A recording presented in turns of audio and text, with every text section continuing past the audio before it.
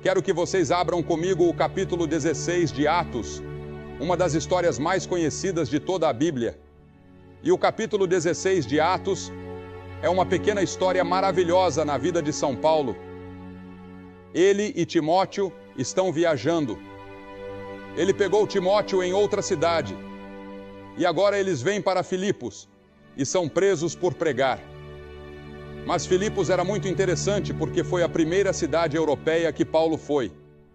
Ele sentiu que deveria ir para o sul, mas parece que Deus bloqueou o caminho. Então ele sentiu que deveria ir para o norte, para o Mar Negro. E o Espírito Santo disse: não vá lá.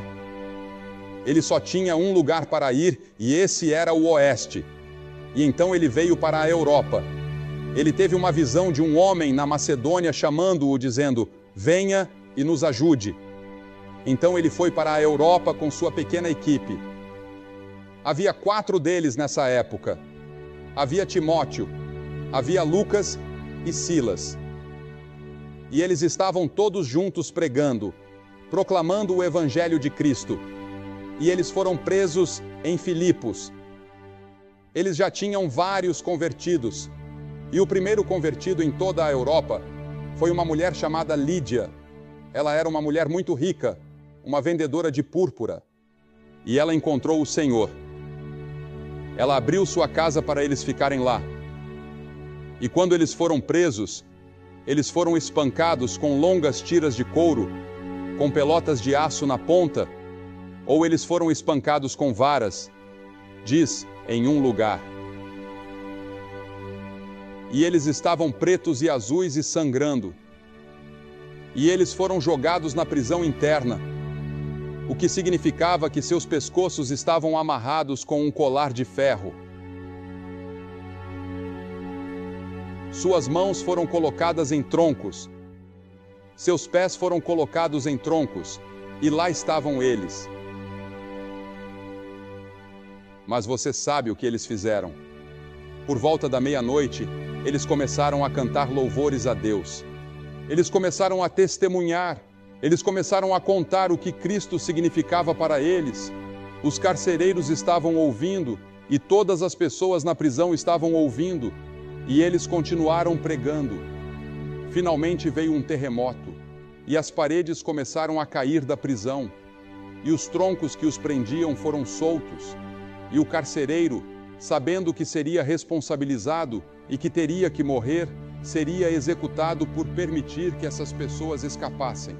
Ele puxou sua espada e ia cravá-la em seu coração quando Paulo disse: não faça mal a si mesmo, ainda estamos aqui. E o carcereiro, vendo Paulo e Silas ali de pé, prostrou-se diante deles em humildade, no pó da prisão, e fez esta pergunta. Ele disse: Senhores, o que devo fazer para ser salvo? Como posso ter a fé e o Espírito? Isso vocês têm. Você chegou a esse lugar terrível, fedorento e horrível, tendo sido espancado. E agora você começa a cantar e começa a contar o que Cristo poderia fazer por você. Como posso ser salvo? Como posso ter essa mesma paz, alegria e felicidade que vocês têm? E Paulo lhe deu uma resposta muito simples. Ele não entrou em nada profundo. Ele não entrou em uma discussão sobre filosofia, ou psicologia, ou condições mundiais. Ele disse: crê no Senhor Jesus Cristo e serás salvo, tu e a tua casa. Crê no Senhor Jesus Cristo e serás salvo. Agora isso foi muito simples, não foi?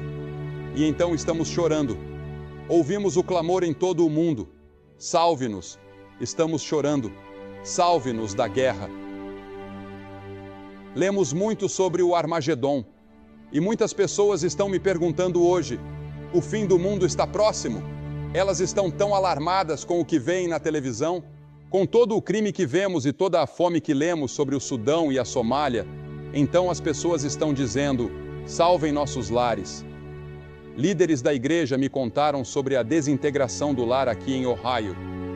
Em todo o país, 1 em cada 2 casamentos termina em divórcio. Creia no Senhor Jesus Cristo e serás salvo, tu e a tua casa.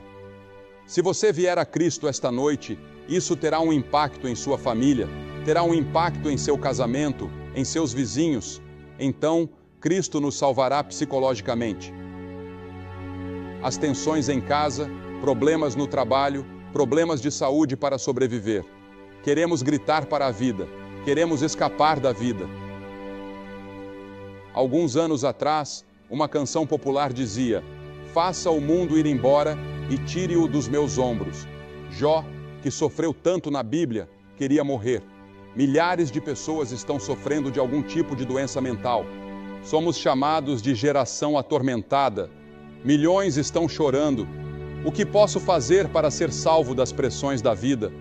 As pressões são tão grandes. Temos ótima tecnologia para economizar tempo, mas temos menos tempo do que nunca. Escapismo é um mecanismo subconsciente para escapar da realidade. Jó disse: "Meus dias são gastos sem esperança." Isaías, o profeta, disse: "Até os jovens desmaiarão e se cansarão." Caim, que havia matado Abel, tinha uma culpa terrível em sua vida. E ele disse: "Meu fardo é maior do que posso suportar." Ele se tornou um vagabundo, um andarilho. O salmista disse: "E eu disse, que eu tinha asas como uma pomba, pois então eu voaria para longe e estaria em repouso." Você disse isso? Eu gostaria de simplesmente voar para longe do meu problema, fugir dele e ter descanso. O salmista, ansiar por escapar, se tornou o clamor do mundo. Hoje, mas não parece haver nenhuma saída para você. Para essas pessoas, Jesus disse: "Eu sou a saída." Jesus disse: "Eu sou a porta por mim. Se alguém entrar, ele será salvo." Temos na mídia hoje o que chamamos de pensamento de grupo. Isso afetou todo o nosso modo de vida. Afeta a nossa marca de comida, os carros que dirigimos, até mesmo padrões de crença religiosa. A comunicação moderna estabelece a lei da moda, da maneira, da fala e, especialmente, do comportamento moral. Os alunos se sentem quase como estatísticas nas grandes universidades. E os relacionamentos pessoais entre professores e alunos que costumavam prevalecer, desapareceram e se romperam. O aluno agora sente que é apenas uma estatística. E os alunos, mesmo no ensino médio e primário, agora estão levando computadores para a aula. Aos olhos de Deus, o homem é um indivíduo. E Deus olha para você como um indivíduo que Ele ama.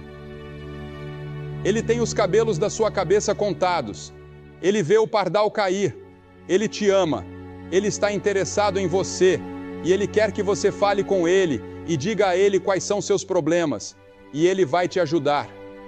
Quando você vê uma peça na televisão ou um filme, quase todo mundo está dizendo: "O que devo fazer para ser salvo da minha situação particular?" Ou você lê um romance: "Como essa pessoa vai escapar?" Toda a humanidade está chorando. O que devemos fazer para sermos salvos? E era isso que o carcereiro estava perguntando a Paulo e Silas. O que devo fazer para ser salvo?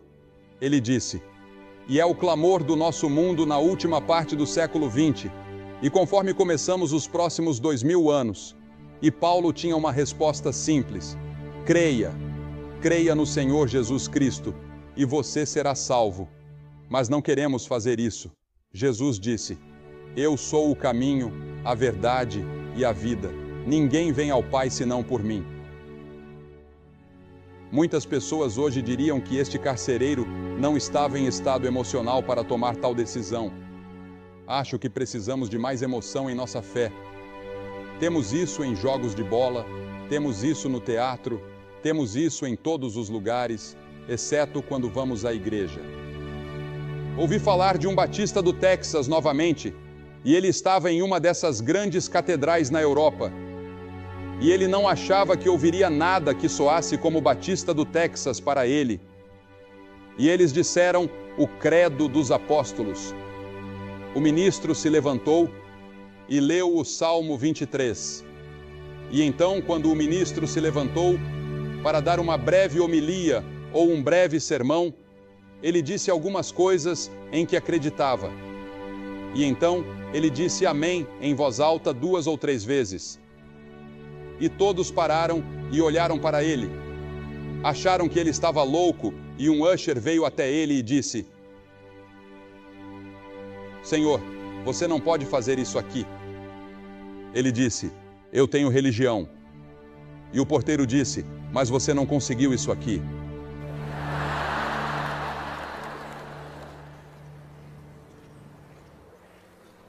Agora o apóstolo Paulo tinha se convertido a Cristo de uma forma muito dramática.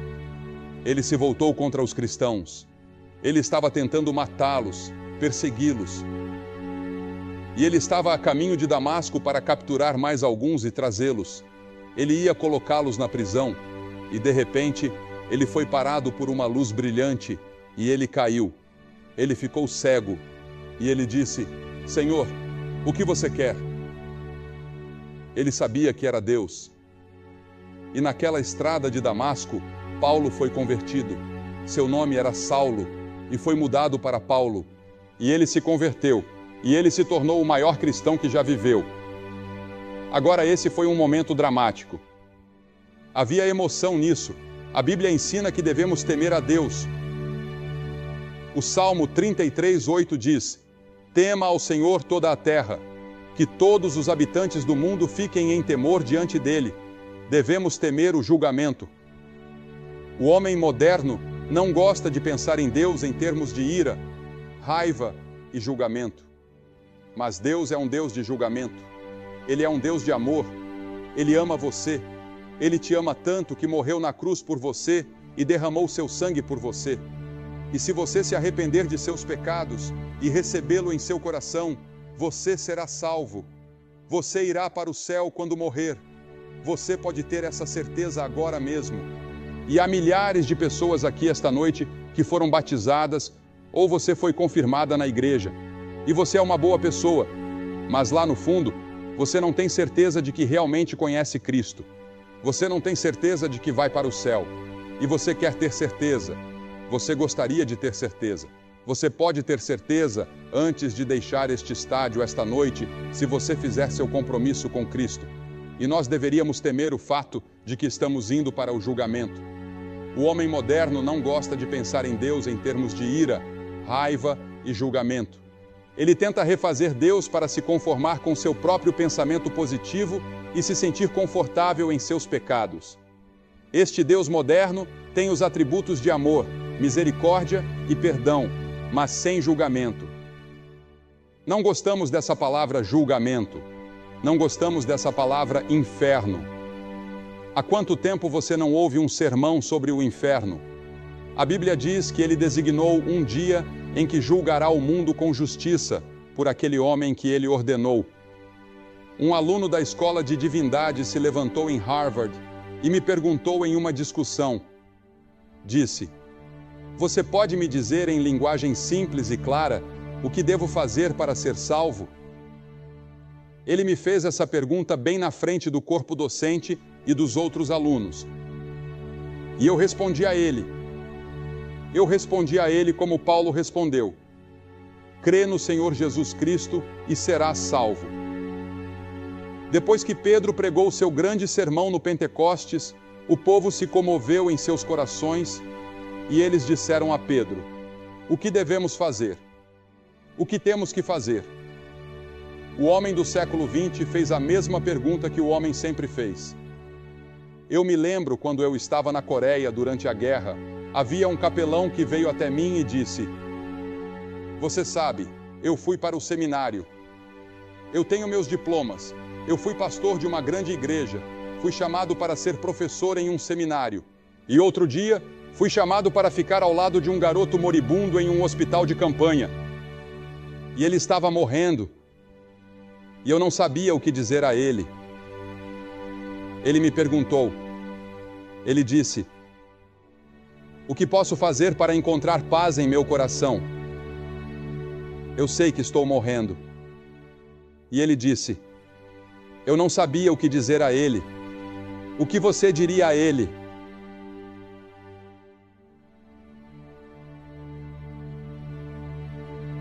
A resposta que Paulo deu a esse carcereiro há muito tempo é tão simples que milhões tropeçam nela. Você não precisa endireitar sua vida primeiro.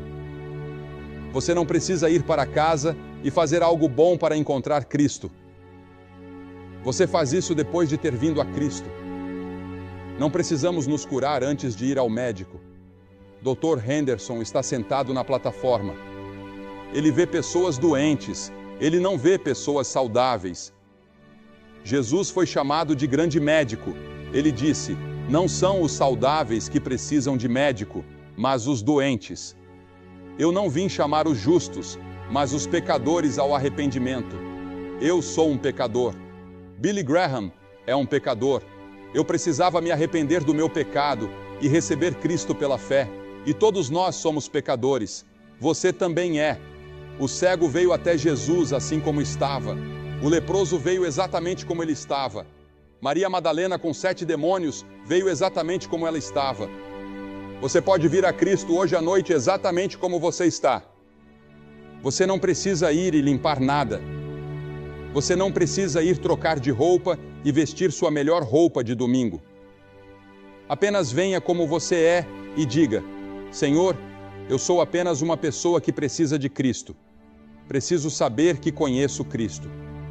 O que preciso fazer para crer? Você precisa se tornar como uma criança.